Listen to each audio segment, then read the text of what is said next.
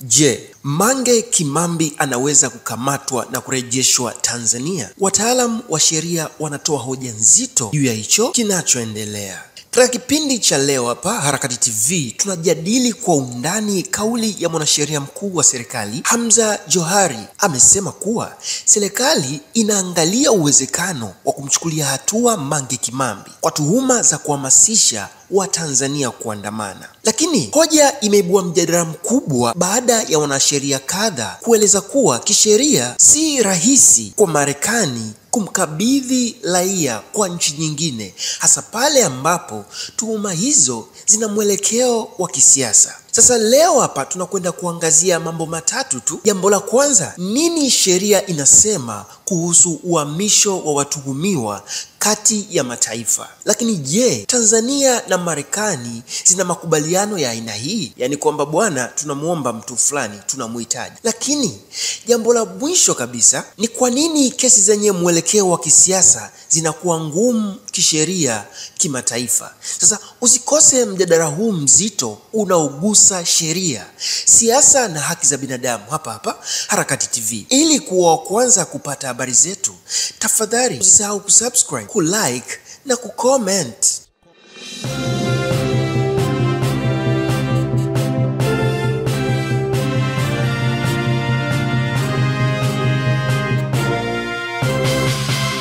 Siku moja tu baada ya kuapishwa kwa mwanasheria mkuu wa serikali, Hamza Johari amewasili katika ofisi yake jijini Dodoma na kutoa kauli kwamba serikali inaangalia uwezekano wa kumchukulia hatua Mange Kimambi. Johari amesema serikali haitakaa kimya dhidi ya watu wanaohamasisha wananchi kuvunja sheria au kufanya maandamano yasiyo halali. Lakini mara baada ya kauli hiyo, wataalamu wa sheria wanasema jambo hilo si rahisi kisheria, hasa ukizingatia kuwa Mange anaishi nchini Marekani, taifa lenye sheria kali za kulinda uhuru wa maoni na haki za kisiasa. Leo hii tutakwenda kuchambua kwa undani kabisa kuhusiana na swala hili. Wanasheria wameeleza kuwa hata kama kuna mikataba ya uhamisho wa watuhumiwa kati ya Tanzania na Marekani, bado kuna vikwazo vikubwa pale ambapo tuhuma zinazoonekana kuwa na asili ya kisiasa. Kwa mujibu wa wataalamu hao, Marekani huwa haikabidhi mtu kwa nchi nyingine endapo inadhani hatua hiyo itakiuka misingi ya haki za binadamu au kama inahusisha maoni ya kisiasa, uhuru wa kujieleza au utetezi wa haki. Kwa maneno mengine ni hivi, hata kama serikali ya Tanzania itaomba, bado Marekani inaweza kukataa ikiwa itaona kesi hii ina uhusiano wa kisiasa au uhuru wa maoni. Sasa nikurudisha nyuma kidogo kwa uchambuzi mzuri ambao wewe utaweza kunielewa na masuala haya. Mwanasheria huyu mkuu wa serikali aliapishwa Jumatano Novemba 2025 Ikulu ya Chamwino jijini Dodoma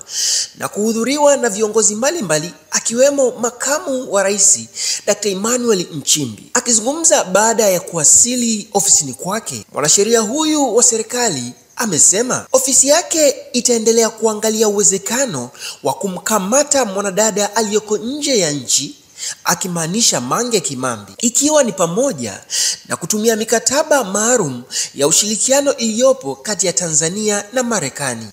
Na nukuu maneno yake, anasema hivi: haiwezekani mtu amekaa nje ya Jamhuri ya Muungano wa Tanzania.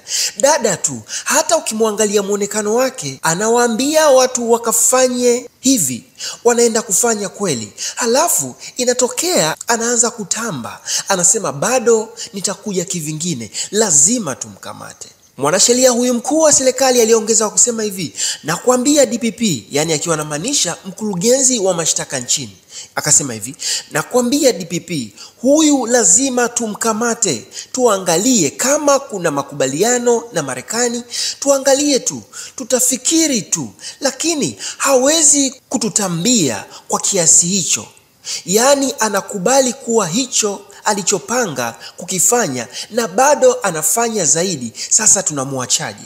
Alisema Johari. Mwanasheria huyu mkuu wa serikali amesema ameanza kushughulikia suala hilo kwa sababu ni moja ya majukumu aliyopewa, na anaamini kuwa ofisi yake ina watu wenye ujuzi na akili ambao wanahitaji usimamizi bora pamoja na motisha ya kutimiza jukumu hiyo ipasavyo. Amesema kuwa katika kushughulikia suala hilo, watu wa vyombo vya ulinzi na usalama wana nafasi yao na watatekeleza majukumu yao kwa upande wao. Hata hivyo, hawa hawawezi kuachilia kila kitu kwa upande wa sheria. Badala yake, watasimama kisheria kwa kuwa sheria zilipuuzwa na kuvunjwa. Mwanasheria huyu mkuu wa serikali anasema anakalia kiti cha mwanasheria mkuu wa serikali kwa mara ya pili. Aliteuliwa kushika nafasi hiyo kwa mara ya kwanza Agosti 14 mwaka jana, akijaza pengo lililoachwa wazi na Jaji Eliza Ferish aliyeteuliwa kuwa jaji wa mahakama ya rufani. Kabla ya teuzi huo, Johari alikuwa mkurugenzi mkuu wa mamlaka ya usafiri wa anga Tanzania, yani TCAA. Sasa Mange Kimambi alijibu nini baada ya kauli hiyo ya mwanasheria mkuu wa serikali?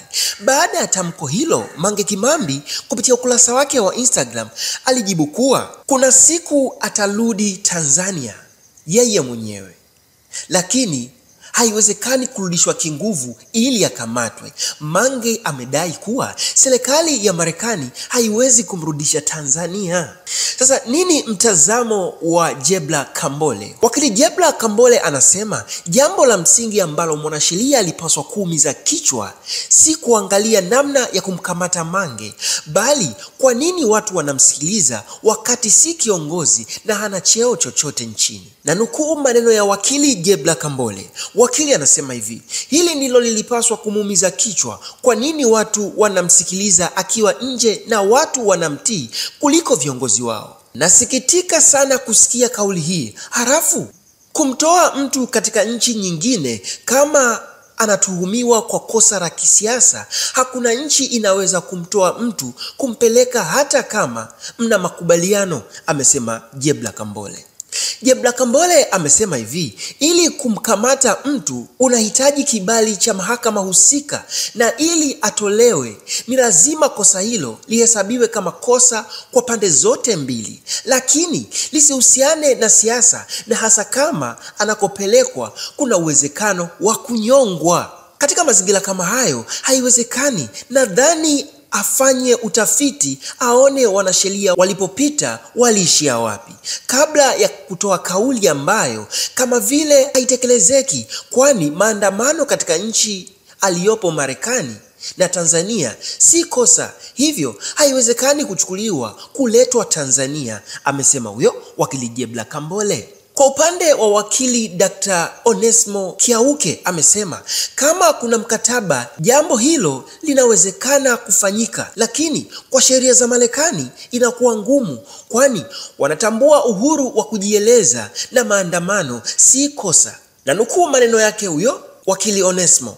Wakili anasema hivi: hata kama wangeomba bado itakuwa ngumu, kwa sababu akisema kama akiletwa huku hatatendewa haki hawatamtoa. Yani Mange Kimambi akisema, yani Tanzania ikimwomba Mange Kimambi, alafu Mange Kimambi kule akasema jamani, mkinipeleka Tanzania siwezi kutendewa haki. Sasa wakili anasema bado itakuwa ngumu. Wao wanatambua sana uhuru wa kujieleza, ndiyo maana hata mitandao ya kijamii hawamfungii kwa sababu si kosa. Sasa wakili Onesmo anasema hivi: jambo hili lingewezekana, yani kama Mange Kimambi angekuwa katika nchi yoyote ya Kiafrika. Wakili Onesmo anasema hivi: ni jambo linalowezekana, ingekuwa ni nchi ya Kiafrika ambazo sera zetu zinafanana kama Rwanda, Uganda, ingekuwa rahisi sana. Hata kama serikali ya Marekani itakuwa tayari kumleta, mahakama yao ikitoa zuio hawezi kuletwa kwa sababu mahakama zao zina nguvu sana. Amesema kitendo cha kudhani kama anaweza kurudishwa Tanzania na serikali ya Marekani ni kama kujidanganya, lakini mtu huyo makazi yake ni huko Marekani yakoje? Kama ni raia inakuwa ngumu, kwani ana haki zake huko katika nchi yake, hususan kama ana watoto. Mtazamaji wa Harakati TV, nitakupitisha kidogo tu kuangalia namna gani makubaliano haya ya kubadilishana watumwa yanaweza kufanyika. Kama kuna mkataba wa moja kwa moja extradition treaty uliotiwa saini na unatekelezwa kikamilifu. Sasa jambo hili linawezekana ikiwa kama kuna mkataba wa moja kwa moja wa kubadilishana watumwa, jambo hilo litawezekana. Lakini mikataba mipana ya kimataifa inasemaje? Nchi zote mbili zinaweza kuwa zimetia saini na kuridhia mikataba ya kimataifa ya Umoja wa Mataifa inayohusu uhalifu fulani, kama vile uhalifu wa dawa za kulevya, ugaidi na rushwa, ambayo inajumuisha vifungu vya kubadilishana watumwa kama sehemu ya ushirikiano wao na kupambana na uhalifu. Sasa kwa upande wa hukumu ya kifo, masuala ya hukumu ya kifo yanaweza kuwa kizuizi, kwani nchi inayopokea ombi inaweza kuhitaji uhakikisho kwamba hakuna hukumu ya kifo haitatolewa na haitatekelezwa kabla ya kukubaliana kumrudisha mtuhumiwa. Lakini kubadilishana watuhumiwa, kanuni ya kufanana kwa kosa, yaani kosa ambalo mtuhumiwa anasakwa, lazima liwe ni kosa la jinai katika nchi zote mbili. Yaani sasa hapa nazungumzia kwa mfano Tanzania na Marekani. Huu ndio ulikuwa mjadala wa leo. Mjadala huu ni mpana sana, hatujagusa pande zote. Uchambuzi ujao nitajitahidi kugusa kila sehemu za mjadala huu. Harakati TV tulichambua kauli ya mwanasheria mkuu Hamza Johari kuhusu hatua dhidi ya Mange Kimambi na mitazamo ya kisheria inayozungumzia hoja hiyo. Usisahau kuandika maoni yako hapa chini. Je, unadhani sheria itatoa nafasi gani katika kesi kama hizi? Na kama hujafanya hivyo bado, basi subscribe, like na kushare video hii ili na wengine wapate elimu hii. Mimi ni Urwe Rajab, hadi wakati mwingine. Harakati TV, habari za uhakika na uchambuzi wa kina.